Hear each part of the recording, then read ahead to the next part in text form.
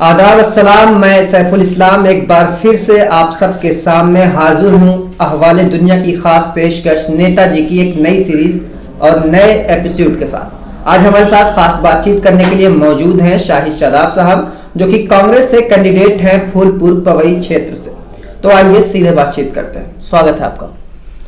सबसे पहले तो आपका और आपके अहवाले दुनिया चैनल का और पूरी टीम का मैं बहुत बहुत शुक्रिया अदा करना चाहता हूँ कि आपने कीमती वक्त मेरे लिए निकाला और आप लोगों की बेबाकी जिस तरह से हम लोगों की मदद कर रही है और एक सच्चाई को जो सामने लाने का काम कर रही है, उसके लिए मैं दिल से आपका शुक्रिया अदा करता हूँ। बहुत बहुत धन्यवाद आपका। सबसे पहले शादाब साहब, हम आपसे ये जानना चाहते हैं कि आप क्षेत्र में भ्रमण कर रहे हैं, दौरा कर रहे हैं, माहौल क्या लग रहा है आपको? देखिए, माहौल पूरे उत्तर प्रदेश का बदलाव का माहौल है और वो बदलाव सिर्फ और सिर्फ कांग्रेस के पक्ष में है।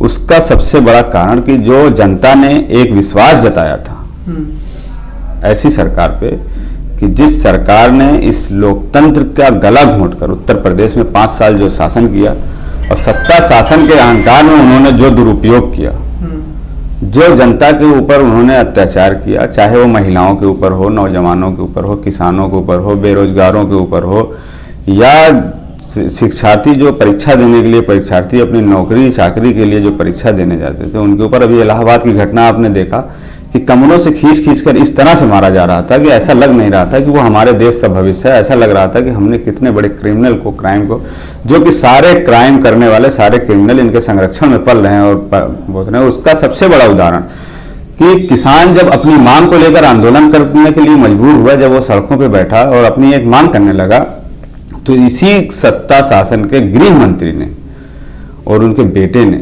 एक मिली भगत से और उनके सीने से गाड़ी को ऐसे दौड़ाया कि हमारे कितने किसान शहीद हुए, उस पर एक जुमले तक नहीं। और पूरे हमारा कांग्रेस पार्टी ने एक आंदोलन छेड़ा कि ये लोकतंत्र के विपरीत है और तत्काल बर्खास्त करना चाहिए गृह मंत्री को। लेकिन कहीं ना कहीं इन लोगों को लोकतंत्र में विश्वास नहीं और ये लोकतंत्र खत्म करने के मंशा से इस देश पे लोगों को गुमराह करके सत्ता शासन में आए। तो मुझे ऐसा लगता है कि अब की बार जो जनता अपने आप को ठगा महसूस कर रही है, जो उसके साथ शोषण हुआ, अत्याचार हुआ, उसमें सबसे बड़ी भूमिका जो रही, जनता ने और ज्यादा जो अपने आप को अकेलापन महसूस किया। जो उत्तर प्रदेश में बड़े क्षेत्रीय दल हैं, समाजवादी पार्टी और बहुजन समाज पार्टी, इन लोगों ने कहीं ना कहीं ये साबित किया कि अंदर खाने से इनकी भी उसमें मिली भगत है, क्योंकि कहीं इनका एक भी जुमला, एक भी सेंटेंस, एक भी पोस्ट, एक भी, जो हमारे अखिलेश जी हैं वो तो ट्विटर के नेता कहे जाते हैं, इन्होंने कहीं भी एक जबान नहीं खोली कि हाँ ये अत्याचार हो रहा है, अन्याय हो रहा है, चाहे वो हाथरस की बेटी का हो, चाहे वो उन्नाव का हो, चाहे वो NRC CAA का विरोध हो, चाहे वो किसानों के ऊपर जुल्म करने का हो, चाहे बेरोजगारों पे लाठियां चलाने का हो, चाहे परीक्षाएं में पेपर लीक करने का हो। इनकी पूरी टीम पकड़ी जाती है जो पेपर में 2-2 लाख, 2.5 लाख का ठीका लेके वो परीक्षार्थियों को बैक डोर से अपने चेलों को, गुरुओं को वो नौकरी में घुसाने की कोशिश करते हैं। तो उत्तर प्रदेश में कांग्रेस पार्टी ने जिस तरह से लड़ाई लड़ा है और आदरणीय प्रियंका गांधी जी ने, आपने देखा होगा कि वो सड़क पे जिस तरह से संघर्ष की और एक एक कांग्रेस पार्टी का कार्यकर्ता, हमारे प्रदेश अध्यक्ष के ऊपर 300 से 400 मुकदमे लादे गए, 200 बार उन्हें गिरफ्तार करके जेल भेजा गया। आप बताइए कि ये कहाँ का लोकतंत्र है? अगर लोकतंत्र है तो लोकतंत्र में विपक्ष का हक है वो अपनी आवाज उठाए, अपनी बात को रखे। आप सुनिए ना मेरी बात। तो आप पहली बात लोकतंत्र को मानने वाले नहीं है, आप RSS के लोग सिर्फ और सिर्फ ब्रिटिश मानसिकता के लोग हैं। इनका एक ही मंशा है, एक ही मुद्दा है कि वो देश को गुलामी की तरफ ढकेलें। और इनके जो कारपोरेट घराने हैं, जो जिनका मैं तो बार बार कहता हूं आप लोगों के तमाम मीडिया चैनल्स के माध्यम से, ये चंद कारपोरेट घराने के गुलाम बन के रह गए। इन्होंने उन घरानों को राजशाही की तरफ ढकेलते हुए देश की जितनी संपत्तियां थी, संपत्तियों को बेचने का काम किया और जनता को फिर से ये गुलामी की तरफ ढकेलने का काम कर रहे हैं। लेकिन कांग्रेस पार्टी का एक कार्यकर्ता जब तक जिंदा रहेगा, इनकी ये मंशा पूरी नहीं होने पाएगी और कांग्रेस पार्टी इसका अंतिम तक लड़ाई लड़ेगी और उसका बदलाव सामने दिख रहा है। और आप देख लीजिए कि एक छात्र नौजवान, आप देख रहे होंगे कि 4 बार के सांसद, 4 बार के विधायक के खिलाफ एक नौजवान जब मैदान में कांग्रेस पार्टी उतारती है तो सारे लोग कहीं ना कहीं उनको ये लगता है कि अब ये सब आवाज उठाने वाला, नौजवानों की आवाज बनने वाला आ गया है। तो वो लोग जो अपने घरों में बैठ के वोट लेते थे, वो आज सड़कों पे दौड़ रहे हैं। सबसे बड़ा बदलाव ये है, और चुनाव कांग्रेस पार्टी जीतेगी। आपका ये भाई सदन में फूलपुर से जाएगा। अच्छा, एक चीज आप कह रहे हैं कि प्रियंका गांधी जी मेहनत कर रही है और लोग अध्यक्ष जी हैं जो आपके यहाँ के, वो मेहनत कर रहे हैं, लेकिन आपने क्षेत्र में कौन सी मेहनत की अब तक जिसके बल पर आप जनता तक पहुंच रहे हैं और वोट मांग रहे हैं लोगों से? अच्छा सवाल किया आपने। देखिए, मैं 10 साल से निरंतर जनता के हर मुद्दों पे फूलपुर में मैंने संघर्ष किया, लेकिन संघर्ष करने का जो असली मौका मुझे मिला जब कोरोना काल आया। कोरोना काल में यहाँ के जो जनप्रतिनिधि थे, सत्ता के विधायक, वर्तमान विधायक बड़े भाई अरुणकांत यादव जी, उनके पिता 4 बार के सांसद, 4 बार के एमएलए, लेकिन आपका ये भाई कैंप करके पूरे फूलपुर में एक एक लोगों की आवाज बना, उनकी जरूरत के लिए अपनी गाड़ियों में राशन, दवा, पानी, जरूरत के सामान लेके उनके घर घर तक पहुंचाने का काम किया। तब तक किया जब तक कि हालात सामान्य नहीं हो गए।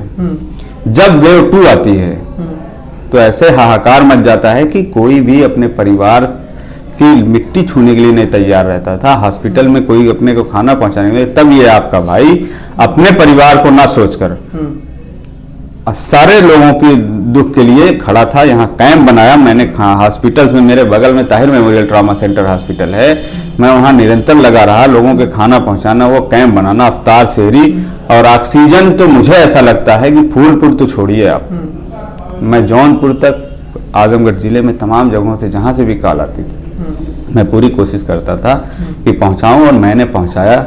मैंने मिट्टी, यहाँ पे लोग गार्जियन अपनी छोड़ के चले गए, मैं दुर्वासा ले जाके अंतिम संस्कार हिंदू रीति रिवाज से किया। मुस्लिम की मिट्टी में ले जाके अपने धर्म के हिसाब से, अपने मजहब के हिसाब से मैंने उनको दफन करवाया।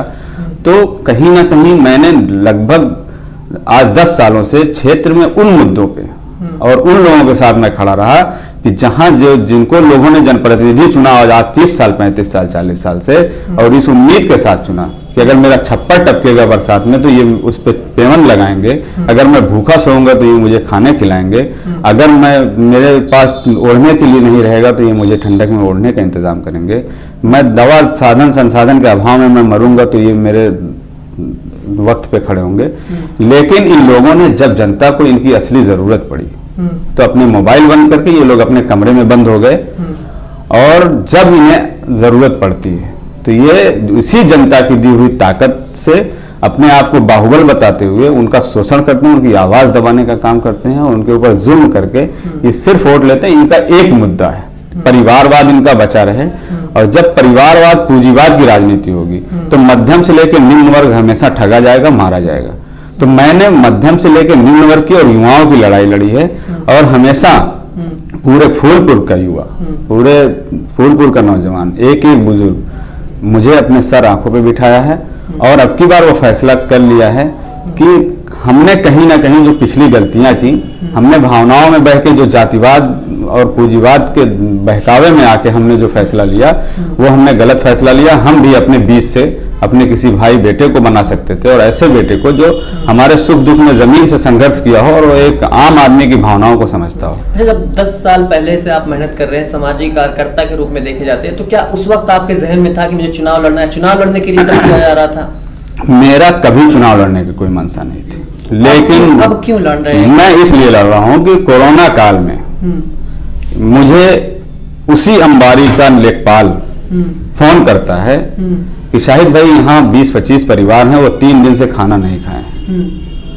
और मैं यहाँ के प्रशासन के साथ वहाँ जाता हूँ, और उन लोगों को मैं आपको भयावह स्थिति बताऊं कि बच्चे नमक पानी, माएँ अपने बच्चे को नमक पानी घोल के पिला रही थी।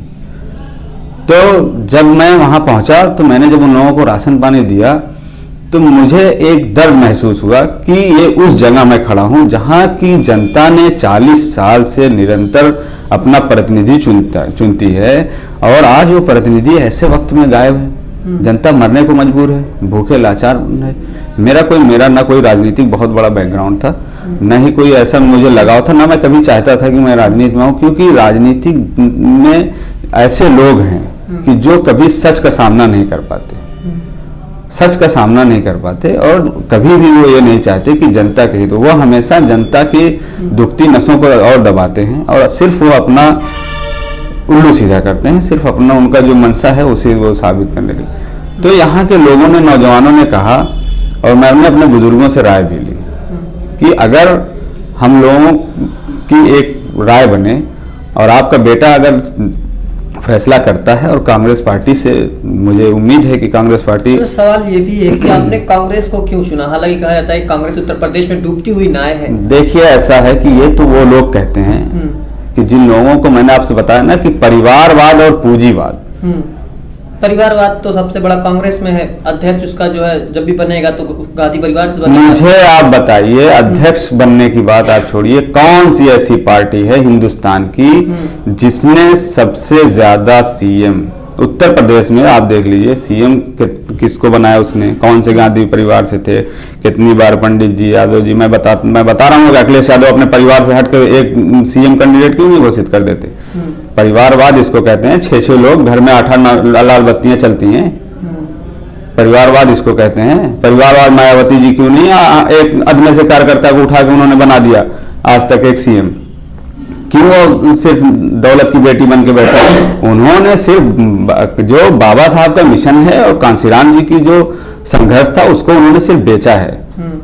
कौन सी ऐसी पार्टी है जिसने किसी मुसलमान को हिंदुस्तान में किसी राज्य का सीएम बना दिया? कांग्रेस पार्टी ने बनाया है, 4-4 बार बनाया है, अलग अलग राज्यों में बनाया। अंतुले साहब महाराष्ट्र जैसे हिंदुस्तान के सबसे बड़े महाराष्ट्र के स्टेट का विराजमान अंतुले साहब वहां के सीएम रहे। आप बताइए अगर परिवारवाद की बात रहती तो आदरणीय मनमोहन सिंह जी को 2-2 बार यूपी 1 यूपी 2 में प्रधानमंत्री बनाया गया, क्यों नहीं बन सकते थे? राहुल गांधी जी, सोनिया जी नहीं बन सकती थी? कभी नहीं। कांग्रेस पार्टी ने देखिए इस देश को अपने खूनों से सींचा है, बलिदान का इतिहास देखिए आप। राजीव गांधी जी, इंदिरा जी, इन लोगों की यहाँ पे बोटियां चिथड़े हो गए, उसके बाद भी ये लोग इस देश के लिए बलिदान, कौन है क्या कोई? उनकी बेटी को क्या जरूरत पड़ी थी कि यहाँ आके सड़कों पे लाठियां खाए और अंधेरे कमरे में गिरफ्तार होकर बैठी रहे? है कोई? अखिलेश जी कहाँ चले गए थे? आजमगढ़ में, जब आजमगढ़ में एनआरसी सीए विरोध में हमारी माओ, हमारी बहनों के ऊपर जब पानी की बौछार यही आताताई सरकार करवा रही थी, तो यही समाजवादी पार्टी के मुखिया तो यहाँ के सांसद थे। यहाँ ये तिरंगे में आ सकते हैं, अपने चहेते के बेटे की दावत में आ सकते हैं, लेकिन ये कभी इन्होंने एक आवाज नहीं उठाई। आई तो प्रियंका दीदी आई यहाँ, मौलाना ताहिर नकवी साहब के ऊपर इतना जुल्म हुआ, उन्हें बेकसूर गिरफ्तार किया गया, उन्हें गिरफ्तार करके जेल भेज की यातनाएं दी गई इतनी, कौन आवाज उठाया उसकी? मन से चढ़ के प्रियंका जी ने कहा कि मैं इस देश के साथ हूं, एक एक लोगों के साथ हूं और मौलाना साहब के साथ गलत हो रहा है, मेरी बहनों के साथ गलत हो रहा है। तो आप बताइए ना, कहां परिवारवाद दिखाई दे रहा है आपको? सिर्फ एक अध्यक्ष बनने से परिवारवाद हो जाता है? आप बताइए, जनता के हित में सारे समाज को लेकर, पंडित हो, ब्राह्मण हो, दलित हो, मीरा कुमारी जी को, बाबू जगजीवन राम जी की बेटी को, मीरा कुमारी जी को लोकसभा का अध्यक्ष बनाया जाता है। बताएं ये लोग बनाते हैं, बनाएंगे एक सीएम कैंडिडेट? उत्तर प्रदेश में है कोई योगी जी के खिलाफ इनका चेहरा? डरते हैं ये लोग आरएसएस के गुलाम हैं, गुलामी मानसिकता के लोग हैं। जब इनके पास कुछ नहीं बचता तब ये इस तरह के सवाल समाज में पैदा करते हैं। लेकिन अब जनता भ्रमित होने वाली नहीं है। अब एक नई पीढ़ी आई है, नौजवान आया है आगे, समाज में शिक्षा का स्तर बढ़ा है और उसी शिक्षा स्तर से जब हम जैसे लोग निकले सवाल करने वाले तो इन्हें घबराहट हुई। कोरोना काल में इनकी रैलियां लाखों लाख की होती हैं, लेकिन ये जरा बताएं कि क्यों इन्होंने विद्यालय स्कूल बंद किया? क्यों? इनके पास कोई गाइडलाइन नहीं थी। इनकी रैली करने के लिए तो है, इनके सारे प्रोग्राम करने के लिए है, लेकिन आप एक गाइडलाइन नहीं बना सकते। जहां बच्चे एक बेंच पे 2 बच्चे बैठते हैं, क्यों नहीं आपने कोई ऐसी गाइडलाइन जारी की कि शिक्षा का स्तर नहीं डाउन होना चाहिए, बच्चों की पढ़ाई नहीं प्रभावित होनी चाहिए? लेकिन नहीं, इन लोगों को डर है कि शिक्षा होगी तो सवाल होगा और सवाल होगा तो इनके पास जवाब नहीं। ये जान लीजिए। अच्छा, एक बड़ी चीज लेकर आई है कांग्रेस पार्टी, महिलाओं जो 50% आबादी है उत्तर प्रदेश की, तो उनको आरक्षण और बहुत सारा जो आपका संकल्प पत्र है। तो क्या आप जो अपना प्रचार है वो महिलाओं तक कैसे पहुंचा रहे हैं? मैं महिलाओं तक डोर टू डोर में कैंपेन कर रहा हूं। मेरे साथ महिलाएं हैं, मेरे साथ पढ़ी लिखी समाज की मेरी बहनें हैं, वो डोर टू डोर पहुंचा रही हैं उस चीज को। और वो जागरूकता जो प्रियंका दीदी ने लड़के लोगों के अंदर पैदा किया और ये बताया कि हम अपना हक कैसे ले सकते हैं, हमारा भी हक है, और वो कहीं ना कहीं एक बड़ा बदलाव करने जा रहा है उत्तर प्रदेश में। जो लड़की हूँ लड़ सकती हूँ का नारा दीदी ने दिया, 40% आरक्षण आप बताइए ना कि कांग्रेस पार्टी ने तो 41% महिलाओं को टिकट दिया है उत्तर प्रदेश में, और पार्टियां बताएं कहाँ हैं वो, किस जगह खड़ी हैं। तो कांग्रेस पार्टी ने हमेशा ये इतिहास है, जो भी किया, जो वादा किया वो किया है। अन्य योजना कांग्रेस पार्टी की, आप कह रहे हो कि मैं फ्री में बांट रहा हूँ, फ्री में बांट रहे हैं आप कहाँ से पैदा करते हैं जो फ्री में बांट रहे हैं? उन्हीं किसानों का न लेके, उन्हीं को दे के, उनके सीने पे गाड़ी रौंद के, मतलब मेरा ही खून चूस के और मुझे से कहिए कि हाँ मैंने आपको खून दिया है।